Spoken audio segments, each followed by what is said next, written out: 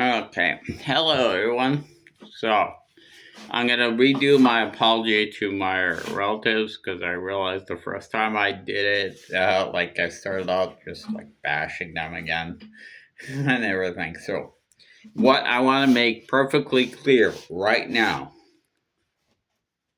the only two relatives I really didn't like, there were only two of them, was my father's stepfather, who was supposedly our grandfather, and one of my uncles. I had many uncles actually, and aunts. Like five of them or something. Um, like on my mom's side of the family too. Anyway, they were the only two ones that would do the thing like we'd walk in and they'd be like, yo, Uh, if your children don't speak Russian, go sit in the corner and shut up, right? Not a word of English in our house. And that really traumatized me as a kid. Imagine going to a visit what you thought were your grandparents, and the first reaction you get when you walk in, if you don't speak Russian, go sit in the corner and shut up. Not a word of English in my house. Hmm? I've never experienced one moment of affection or love from my father's stepfather, who I thought at the time was my grandfather. It was only when I was 15 that I learned about our real heritage, and that my father's real father was August Wagner, a German officer.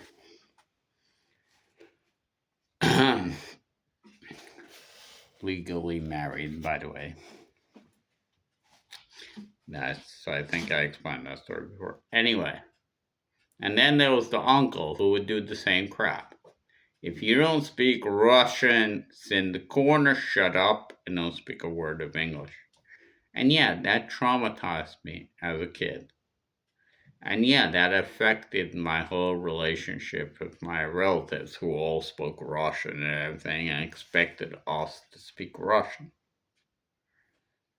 But this is an apology. I don't have anything against all my other relatives. It's only those two that I didn't like. And then I feel traumatized me.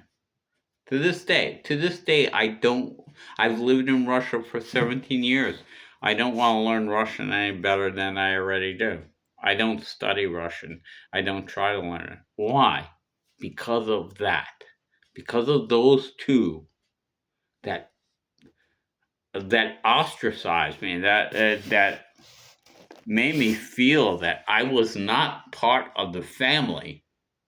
I was inferior to the rest of them because I did not speak Russian well. That's how the mayor there. I was a little kid. I was a little child, and they made me feel that I was inferior to the rest of the family because I did not speak Russian well. So when I bash my family in my videos, which I try not to do anymore, that's my earlier videos where I just explain why I'm stuck here. I'm not talking about you guys. I'm talking about both of them that are now dead. Um, so yeah, I just want that to be known. I have a lot of good memories of my family. Even when I was a kid, I have a lot of good memories of our cousins when we'd go over on holidays, and then my cousins and I would go play out in the yard and speak the forbidden language of Russia. Why do I always confuse Russian and English? Of English. And yeah, because it was more natural to us to speak English, actually. than to speak Russian. It just felt more natural, at least to me, but I think to my cousins also. And yeah, I have good memories of my relatives. It was only my other aunts and uncles. They were all nice and normal, and it was just those two. I'm sorry I lumped them two together with all of you and then just have a negative. But that's how it kind of was when I was a kid. I was because of them two. I kind of had a negative view of everyone, even though everyone else was nice, and I wouldn't say I had a negative view. I just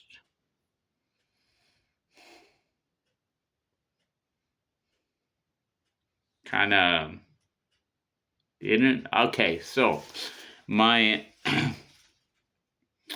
my aunt who lives in Kostomo in Russia now, who I go see occasionally.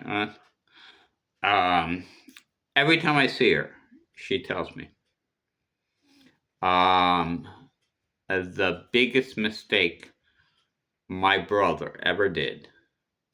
So her brother, my father, okay, was to take you out of Russian school. He said that he'll teach you Russian, which he never did because he was always too busy helping other people. And if you had, this is my aunt saying this, if you had learned Russian better, you would have felt more part of the family. You would have fit in more. You would have felt more comfortable. You would have felt more accepted. So she tells me that every time I see her. And so she's admitting that I didn't fit in with their family because I didn't speak Russian, that I didn't feel comfortable, that I didn't feel accepted because I didn't speak Russian. And, you know, we can turn it around like I didn't feel accepted because I wasn't accepted. But no, all my other relatives were normal. They were normal relatives and everything. And that wasn't the problem. Well, yeah, the problem was the language, and that I just felt like an outsider.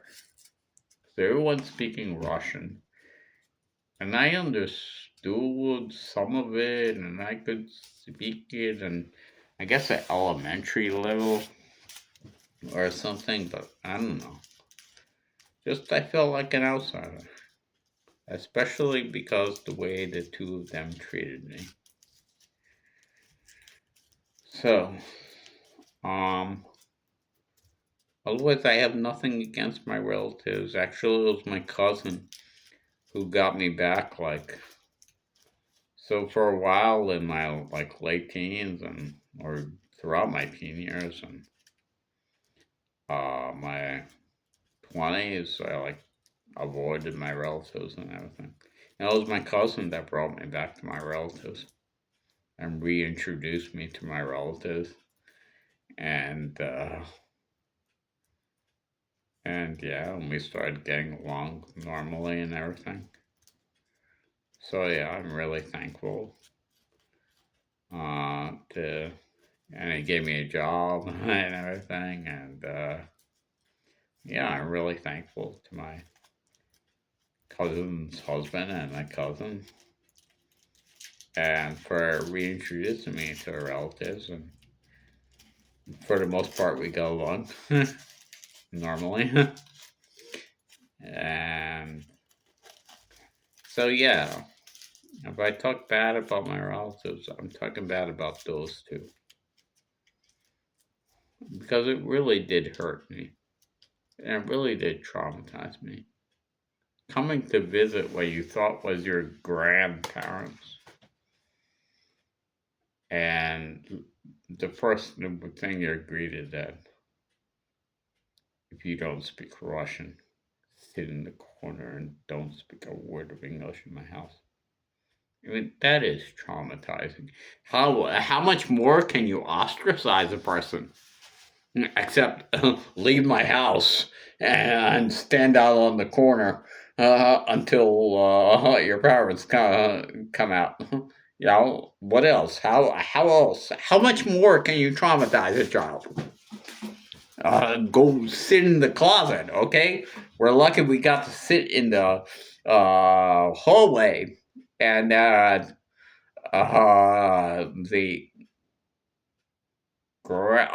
grandmother was a real grandmother. I don't have many memories of her because she was always kind of, well, she didn't speak English and she was always kind of sickly. I just remember her sitting in the armchair and we'd wait in line to say hello to her. And she'd ask us a couple questions in Russian, of course, and then give us a like Hershey Kiss chocolate. And then we'd move on, and that's about the most like relationship we had. I remember one Easter where it was really nice. We were all eating together and everything. But I don't have many memories of my grandma and of my grandfather. No, my step grandfather. He was not my grandfather. I learned that when I was 15. He never showed me one single moment of affection or love. Never, ever. Grandma did. Step grandfather, never. He just looked down at me as something inferior because I didn't speak his language, even though we were all living in America at the time. Never once did I experience a moment of affection from him. And when he died, the church was actually packed. I guess a lot of people liked him. I don't know why. But, I did not go up to his coffin and give the traditional kiss on the forehead on his corpse. No, I did not go up to kiss him and say goodbye because he traumatized me. He made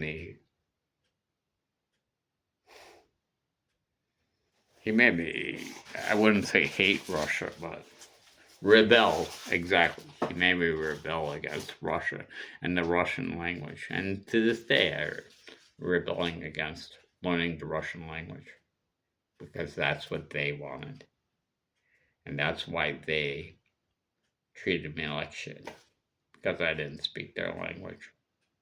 That's why I don't want to learn their language. Ironically, with the uncle, we started getting along well. He lived in St. Petersburg. He moved to Russia. And we lived in Kostrova, and he would come for Christmas and Easter to our church.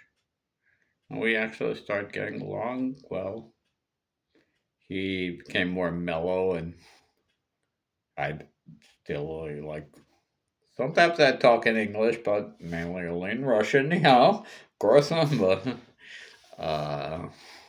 one funny time, like it was Easter Sunday, like afternoon, and I came out wearing a sweatshirt with a British flag on it. It was like in Russian.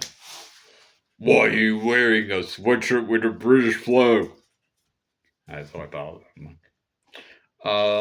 Because I'm a English teacher, it's like good advertisement. And his wife was like, "That's a very good answer." But then I actually went a little while later and changed my sweatshirt so it's like not to offend him. And yeah, we started getting along really well. I remember like the last time I saw him. This was the uncle I really didn't like.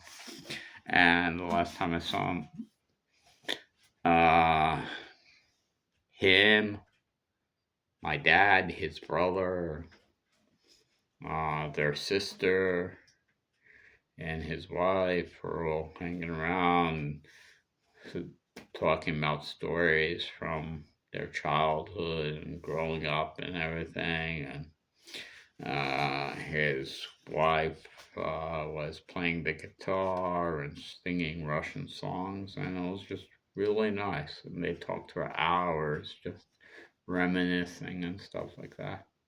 And it was really interesting and really nice. And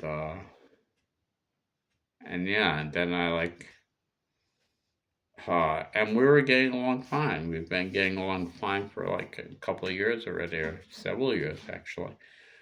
Um, this is the uncle I didn't used to like, and then I asked him like, I don't know, he was leaving, and for some reason I asked him about his health. How's your health? Even though he seemed perfectly fine. I never asked him that before. I never would have thought of asking him that before.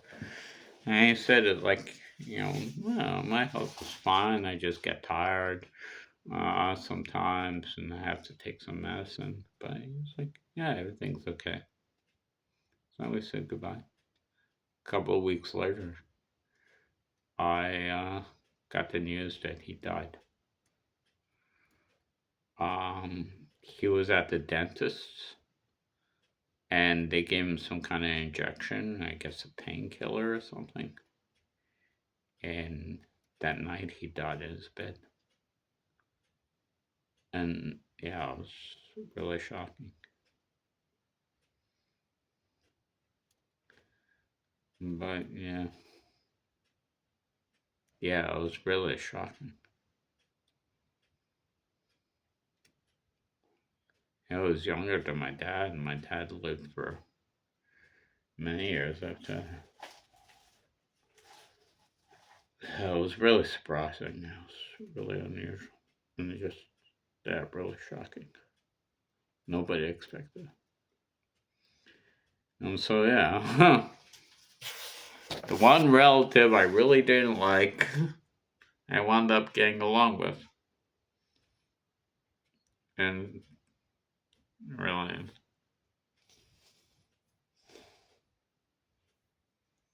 felt really sad and by his death, of course. But the step grandfather, never. I didn't have any remorse or feel sad for the death because he never gave me 1 ounce of love.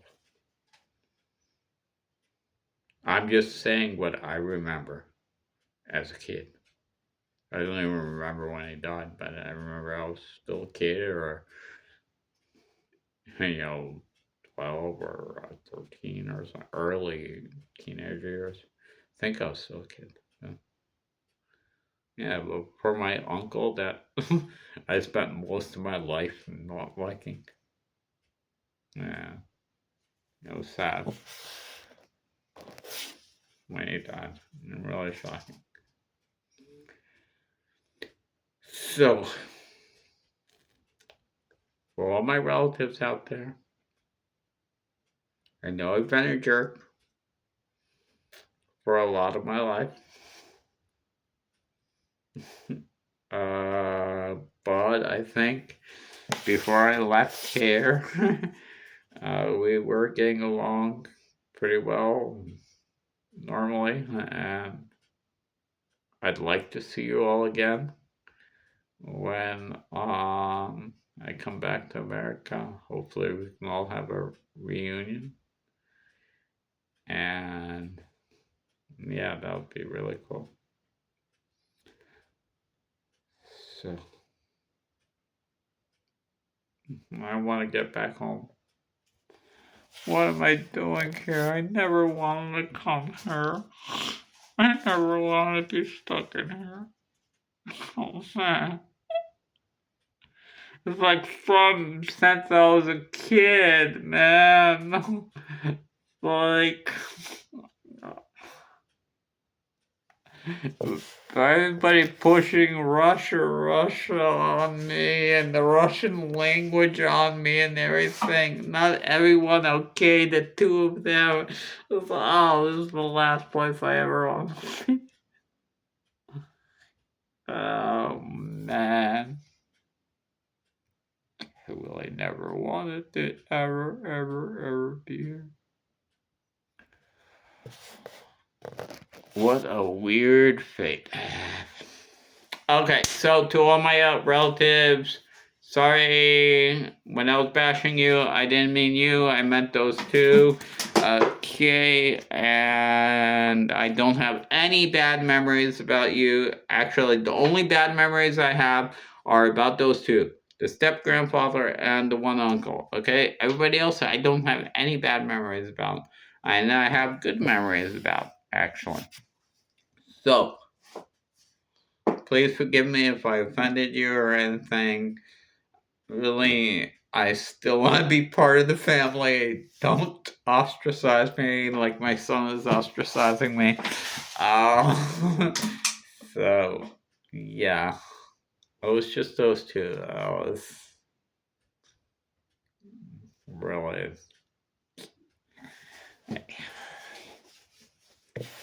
Never. Okay, traumatized me. Yeah, because they really did. Okay.